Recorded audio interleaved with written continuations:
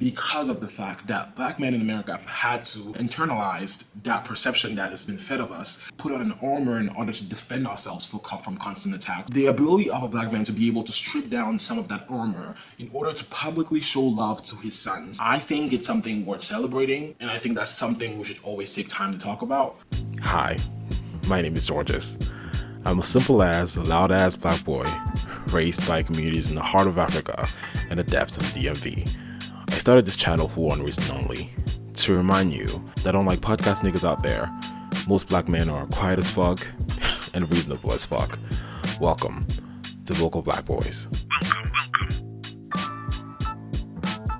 Hello ladies and gentlemen, I'd just like to welcome you aboard today's flight.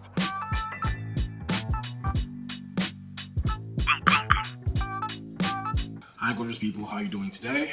My name is Georges. On this episode of Culture This Week, I'm going to talk about stories that didn't necessarily happen this week, but somehow found a way to be relevant this week. I'm going to be talking about LeBron and his son, Bronny. I'm also going to be talking about the relationship between Cardi B and Offset, and you know I don't like talking about drama necessarily unless there is a more interesting topic there that we can explore together. The relationship between Cardi B and Offset is a very interesting case study to discuss the idea of divorce in general. Please stay tuned, please keep watching, please subscribe, like, and share. Let's go.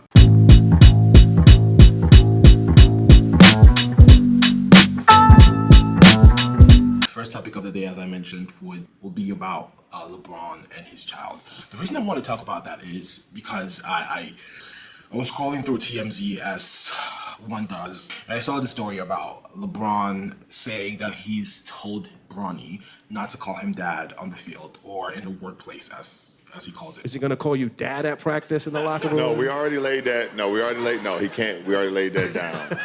You cannot call me dad in the workplace. All right. Once we leave out of the private facility and the gates close, I could be dad again. In the car if we ride together. At home, I could be dad. No, he got to call me like 2-3 or Bron. Okay. Or, GOAT if he wants to. That's up to him. I mean, it's up to him. But it's easy for me. It's easy for me because I've been calling him Bronny for so long. Yeah. It's not like I've been calling, hey son. So it's easy for me. It's gonna be the adjustment for him. But we cannot be running down the court and he'd be like, Dad, push the ball up, Dad, I'm open, Dad, come on. I'm like, no, you cannot do that. I thought that was an interesting intro to just getting to talk about the relationship between that father and son. The first aspect I want to talk about is the obvious aspect, the conversation about nipple babies. I feel like nepotism has a very bad connotation in general. But lately, especially as it relates to the black community, we've been discussing nepotism in what could be seen as a positive context. We have multiple examples of that. Blue Ivy performing on tour with Beyonce. Some called it an example of nepotism, and others described it as Beyonce training her child to do what she knows best. And to me, regardless of whether or not it's nepotism or if it's just good parenting and training your child in what you know how to do best, both of them for me are really positive as it relates to black people. I think when you think about the experience of black people in this country today and the experience that black people have had in this country for generations, specifically African Americans, you just think about the levels of disadvantages that have been put onto black people and the black community specifically. And so I will never really be against any form of advantage that can be given to a black child to succeed. And if that black child can then extend that advantage to other black people going forward, then I'll always be for it, regardless of the form that it takes, regardless of whether or not it buys into systems that we don't agree on, it buys into concepts that we've criticized before. When it comes to black people, I feel like every advantage that can be extended to a black child is an advantage that I'm for. So that conversation isn't that big a conversation for me, but I get how it would be a big conversation if you're constantly criticizing nepotism as it relates to white people or to people who are constantly in power, and now you're suddenly embracing nepotism when it comes to black celebrities. But the reality there is, black people have had a different experience in America than other communities, so you cannot compare them on the same wavelength.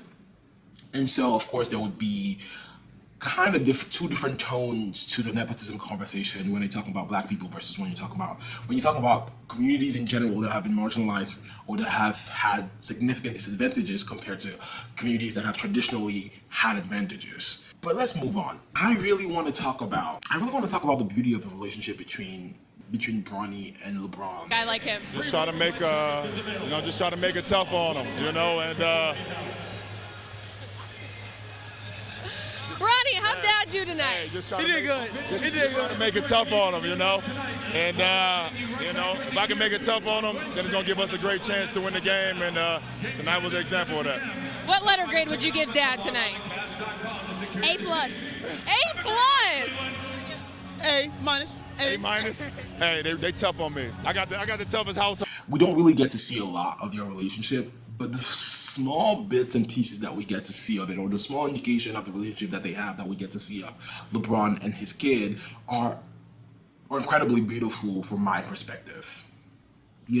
Like, it's from the small things like the handshake or the conversations that they have, or even the fact that the kids are easily roasting their dad in private or in public, sometimes on Twitter or in interviews. I think that just displays or symptoms of a beautiful, great, stable, healthy relationship, and openly loving relationship of a father towards his sons.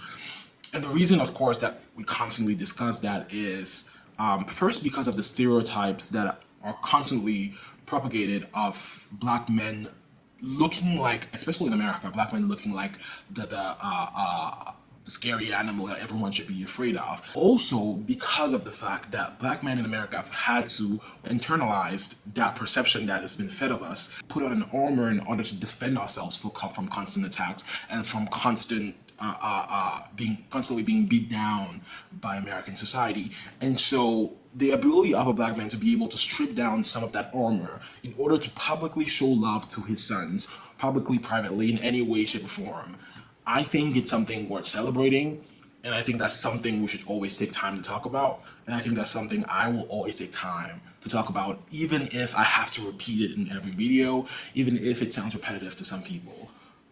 Beautiful relationship.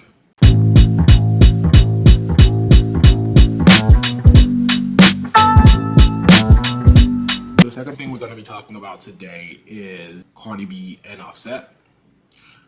And their divorce. There have been rumors multiple times about them divorcing, but it seems like this time it might be real.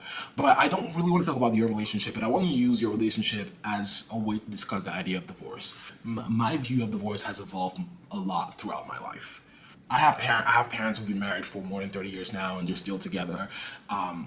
They fight like a lot of parents, but they're still together, and they still find ways to support each other even through their constant fights.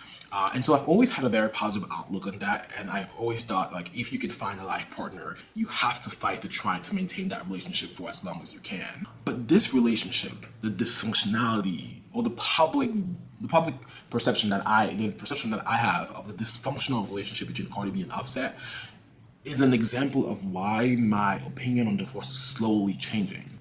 It seems to me that they're putting themselves through a lot of unhappiness, a lot of trauma, a lot of instability, putting themselves and their kids through that instability in order to protect the idea that they're married. Not only that, but finding a way to put a new child into that relationship while being in such a dysfunctional environment.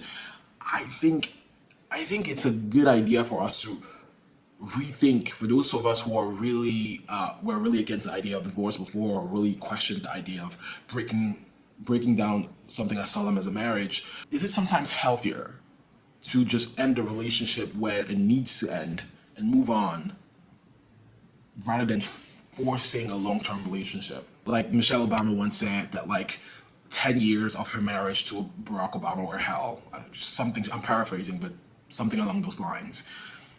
Is it really worth going through those 10 years?